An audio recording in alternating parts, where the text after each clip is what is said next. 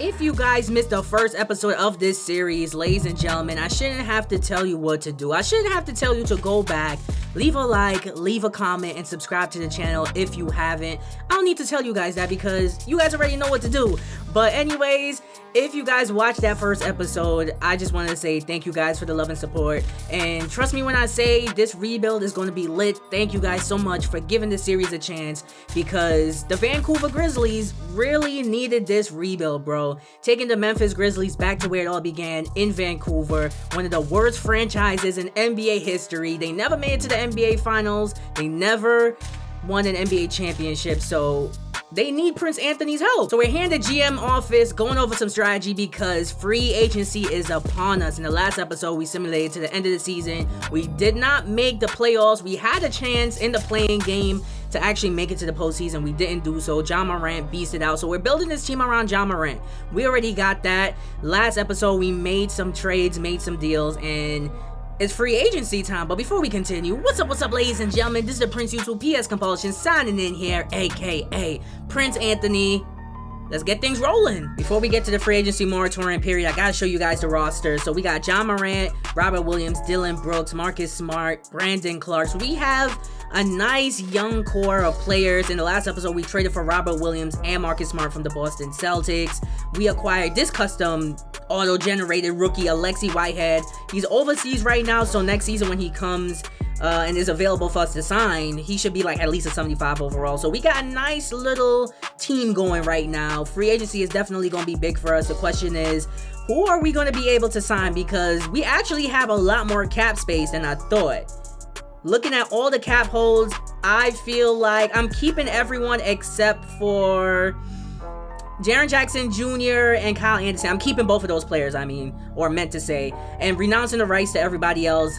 Jared Culver, 72 overall. That's way too much money for a 72 overall. Tyus Jones, I really don't want to clear his cap hold, but I feel like I could sign him for a little bit cheaper. So I waived his cap hold as well. So we're keeping Jaren Jackson Jr., Kyle Anderson headed into free agency.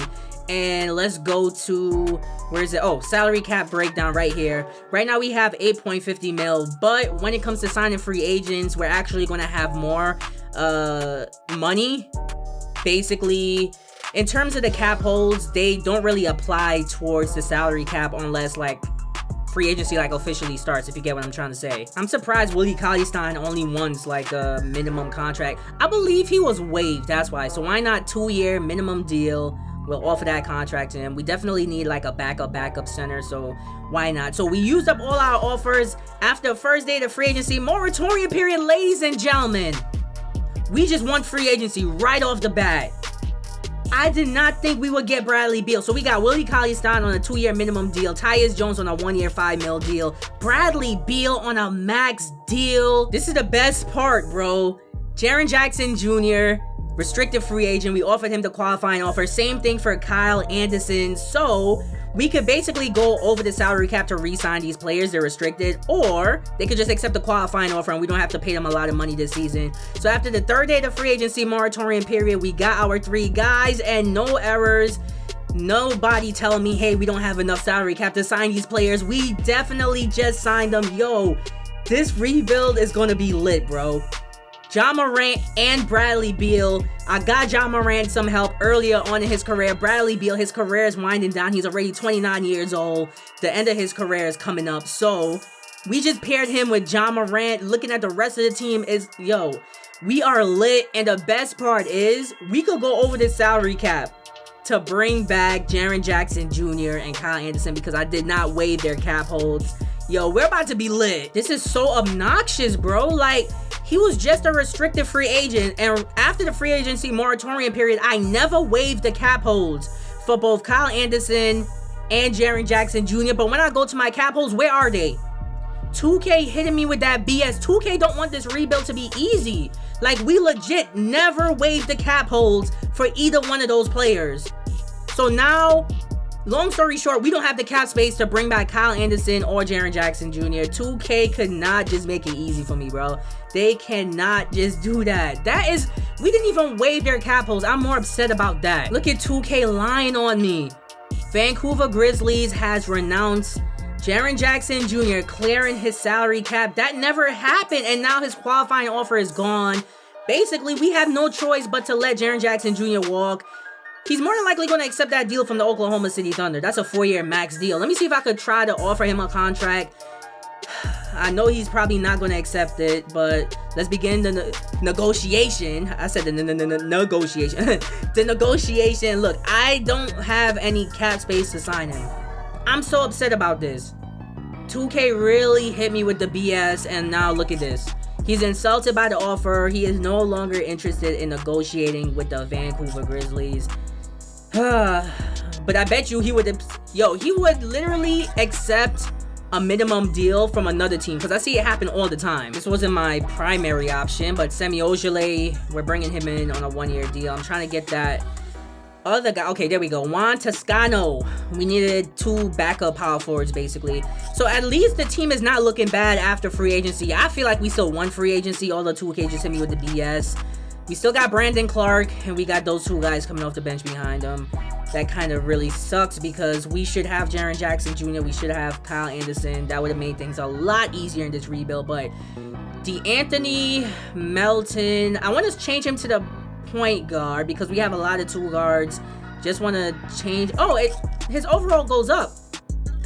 His overall goes up. Whitehead's overall does not. So we're moving D'Anthony Melton to the point guard position. I said power forward. The point guard. This is so not cool, bro.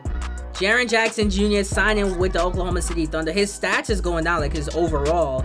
So I'm guessing maybe he didn't want to accept that deal. Maybe he requested a trade. But Kyle Anderson signs a 3-year deal with the Charlotte Hornets. That's crazy. I never renounced their rights. I never renounced it. Those 2 players should be on our team right now. Time to get into the player progression, though. Ja Morant, the player progression menu. Oh, I'm reading that like I haven't read it before. Anyways, Ja Morant, overall increased by 6. Last season, I think he averaged like 24, 25 points per game. That is insane. 91 overall. Him and Bradley Beal is going to put in work. They're basically the best backcourt in the NBA right now. I don't care what nobody tells me. I'm surprised Dylan Brooks' overall is going up, but Marcus Smart, I didn't expect his overall to be going down, but this is a pretty good player progression. We have a lot of nice young talent, a lot of our players developing exactly how I want them to. This is lit. This team is definitely lit. We're definitely making the postseason. With Ja Morant and Bradley Beal, I would say we're making it to at least the Western Conference Finals, maybe.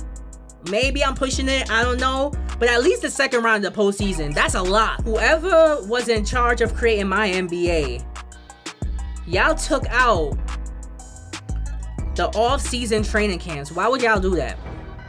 Anyways, let me show you guys the skills before I actually like get into the new season. But that's like dumb. Like, why would you take out training camps? That was a good opportunity to let a lot more of my players like develop. But anyways, in terms of the skill tree, I unlocked all the major skills. And I'm gonna unlock this skill, Boss Banter, just so I could interact with my team governor. Like, no training camps is dumb, bro. Why would you take that out? Anyways, time for the new NBA season. First game is a home game, thank the Lord. We're facing off against the Indiana Pacers, not the Philadelphia 76ers, but the Untouchables, Bradley Beal, Ja Morant. Y'all already know the drill. That first game is gonna be lit. I'm playing that first game in the next episode, bro. I'm definitely playing it. I feel like this is the only player mentorship I'm gonna focus on for right now. If you guys have any other player mentorships I should do, please comment in the comment section and let me know. But we're working on Sniper for Ja Morant. He's gonna be mentored by Bradley Beal. And Bradley Beal have a lot of the same badges that Ja Morant have, so it's only right. And Pro Touch and Unstrippable, he has a chance to get those gold badges. So I feel like this mentorship is going to work out. By the end of the season, Ja Morant's overall should continue to like skyrocket, definitely. I really like this Prep Hub BS. Like, it's really lit. So individual training, I'm changing the load management for Bradley Beal to a medium, and the same thing for Ja Morant, because apparently when it comes to their injury risk, they're both at medium, and we can't afford both of them to get injured heading into the postseason. I'm gonna do the same thing for Dylan Brooks as well. Although his injury risk is low, his body health is like increased risk of injury, which doesn't make much sense. And in terms of the skill training focus, this basically means that the player will train towards the player type that I choose, and we're gonna focus on, I was thinking more all around point guard for Ja Morant, but he's already a beast on the defensive end. So I really feel like we should be focusing on the offensive. The compatibility is very high, so I think instead of doing like all around, I think I might as well do offensive. Quick change to these jerseys. I did add the NBA logo to the back. I know somebody was telling me to do that, and originally I wanted to do that as well, but I kind of like the Nike logo in the back. I don't know why, it just like fit for me, but just to make it official, I went ahead and did that. So just a minor tweak to the uniforms. So how are we looking after free agency? In my opinion, I feel like we're definitely a lock for the second round of the postseason for sure if everybody stays healthy. Ja Morant, Bradley Beal, the newest dynamic duo. The only thing else that I basically have to do is build a team around them and we're going to be fine. I strongly believe that we're not going to win the NBA championship this season. We have a lot of players that's like on one-year deals. The only players we really have on lock are Bradley Beal, Robert Williams, Marcus Smart. I have to check the salary cap again. But basically, I feel like we're not going to win the championship this season, but we are going to get far, and we're going to get to either the second round of the postseason or maybe more than likely the Western Conference Finals. That's what I'm hoping for. Why not? But if you guys enjoyed this episode, leave me a thumbs up. Leave me a comment in the comment section. You guys know I love the comments. Please leave those comments for me. Subscribe to the channel if you haven't, because we're dropping quality My NBA content out here. You guys already know the drill. So I'll see you guys in the next episode. It's the Prince of YouTube signing out.